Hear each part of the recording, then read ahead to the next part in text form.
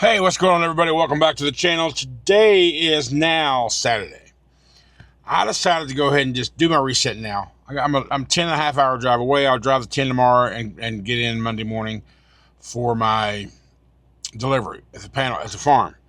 Now, I was planning on doing a Q&A video for tomorrow's video, Sunday's video. So, and I reached out to the members. If you noticed, a member-only video went out a couple of days ago, and I was asking the members for some questions on this Ask Me Anything because I'm an open book. And they gave me a good solid start. So then I put out a post today, Saturday this morning, asking for some more questions because I felt like a video wouldn't be long enough. But I think with the questions that we have, we got enough for a medium-sized video. And I'm going to throw, so you're not going to look at me the whole time while I'm talking here. I'm just going to throw some background footage that I got from Cincinnati and Louisville yesterday that I did not use in today's vlog because the vlog was already long enough. So I will just throw some of that footage in the background as we start answering questions. Okay, here we go. Crack a monster, greet the sun. Big blues humming, ready to run. So we're going to start off with the members video. We're going to go from newest to oldest to newest. Diabetic Trucker asks, what is my dream truck? I don't have a dream truck, honestly. I would like to have a project truck at one point, but I'm not sure what that would be. I guess I'd have to just see something that I like, and then that's what it would go through. He also asks, where do you see yourself in 5 years? You know what? I think that's kind of a generic question because I'm not a young man.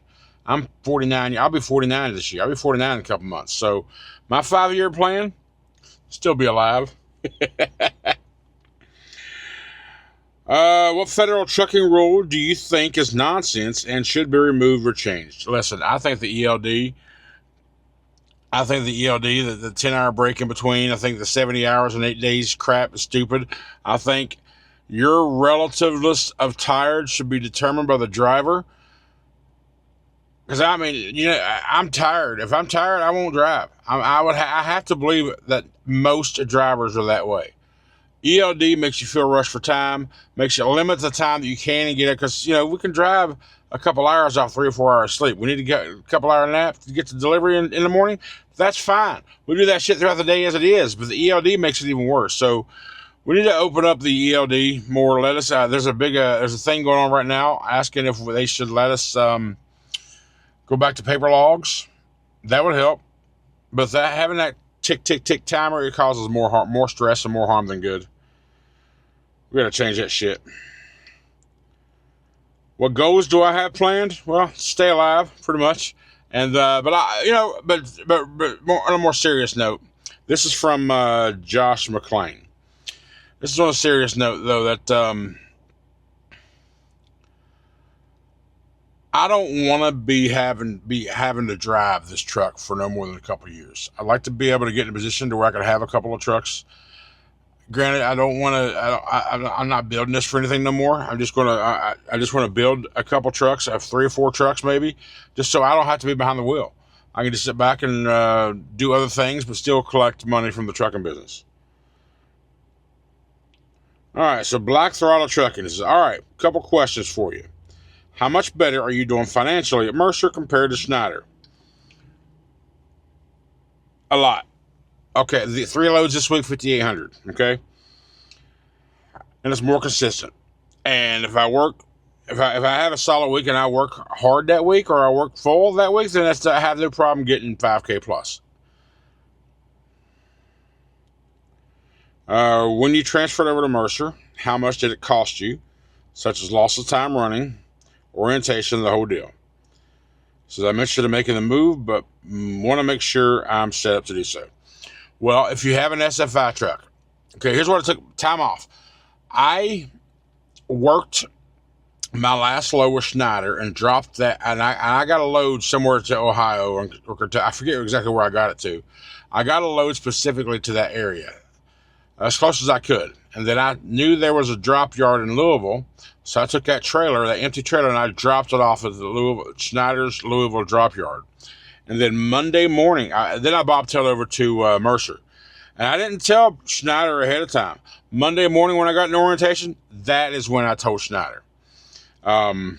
So the time off, it took me about a full week because I wound up being trapped at Mercer. I took a nap on Wednesday.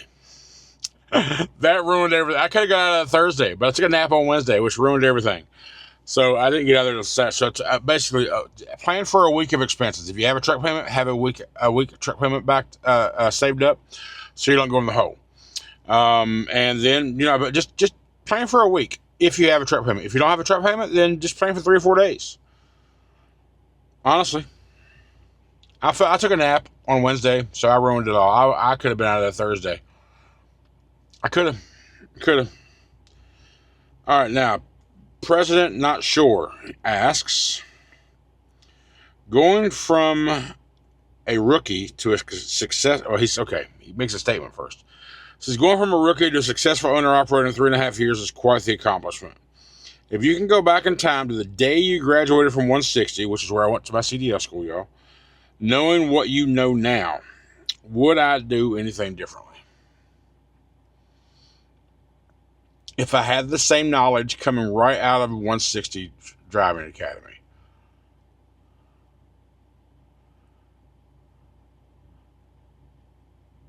I would have came to Mercer after 3 months.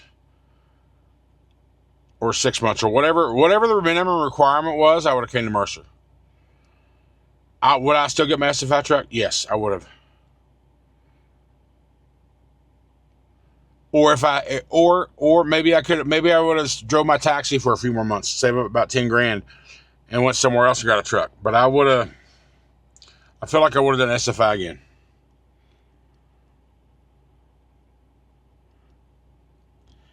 You mentioned in a previous video that you had, this is also from President Not Sure.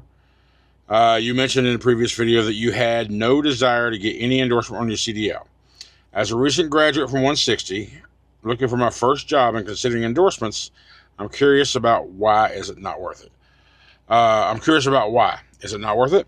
Well, from the loads that I've seen that are hazmat with both at Schneider and over here at Mercer, the increase in pay isn't really worth the investment, in my opinion. But if you want to get like a company job hauling fuel tankers for like Love's or Gemini or whatever, they pay, or Speedway, Sheets, they pay like $35-$40 an hour. I mean, it depends on what you're getting into. But for standard freight, I don't think hazmat's from the loads that I've seen. But again, I'm not with companies that focus specifically on hazmat, so I don't have that knowledge. I mean, it doesn't hurt. It doesn't hurt to have those endorsements, whether you use them or not, because you're not limiting yourself to opportunity. But I just don't think I don't know. I probably will at some point get my endorsements just to have that extra, okay, I can do this if I want to, but I'm not too enthused to do it.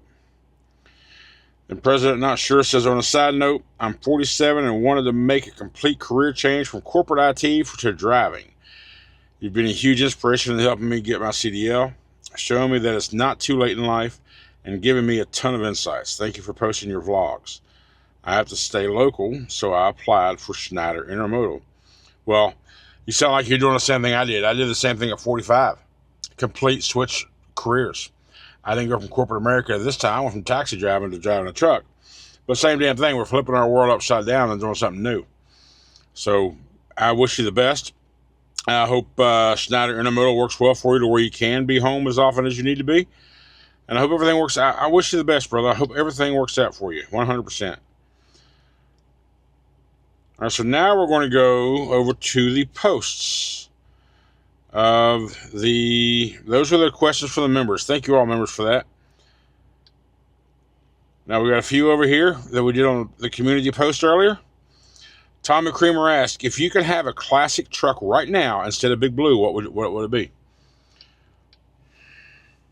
I really don't know. I mean, I've always kind of liked the Pete's. I mean, Peterbilt's just a classic truck. I trained in a Peterbilt 13-speed. It wasn't a classic truck. It was a hooded truck still. It was or aero truck, rather.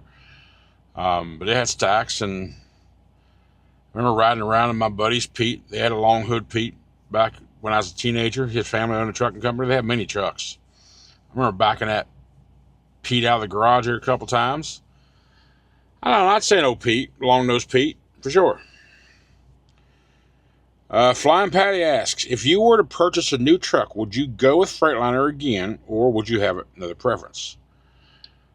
I say I like it. I like the way them T680s look, and I also like the Peterbilt. It's like a Pete again.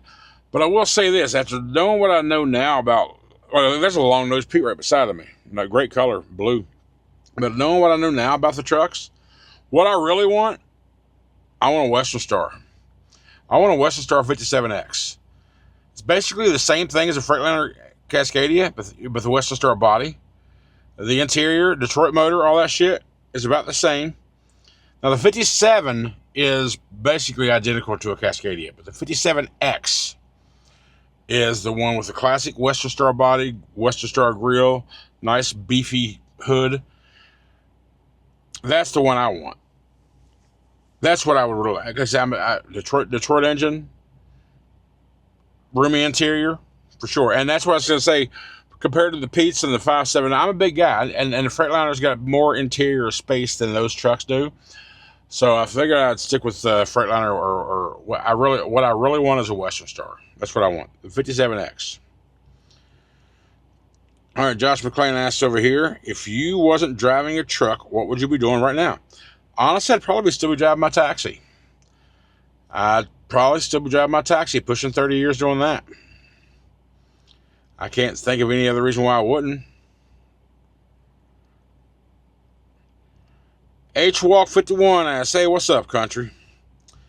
Can you talk about filing taxes as a 1099 contractor? Not specific numbers or nothing, but the process, tips, and tricks to pay back less. LOL, thanks.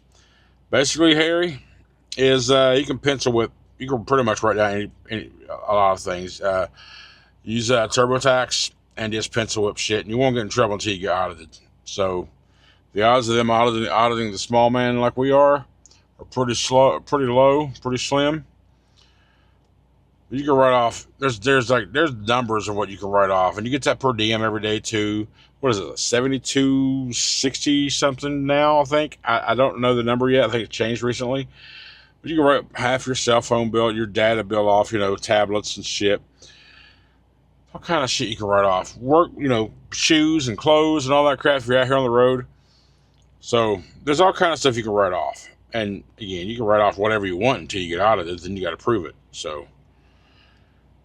All right, about a dozen questions. I think that's good enough. Nice little get to know me video. I'll do more of these in the future because I'm an open book, y'all. Whether you want to ask me personal shit or about business or trucking or anything else, I'm an open book. But I appreciate the ones of you that replied to the posts, asked your questions, and that's gonna be it. Tomorrow we'll be driving the rest of the way down and delivering this thing on Monday morning. So thanks for all the support, guys. I appreciate everything. Y'all have a great night, and I will see you tomorrow.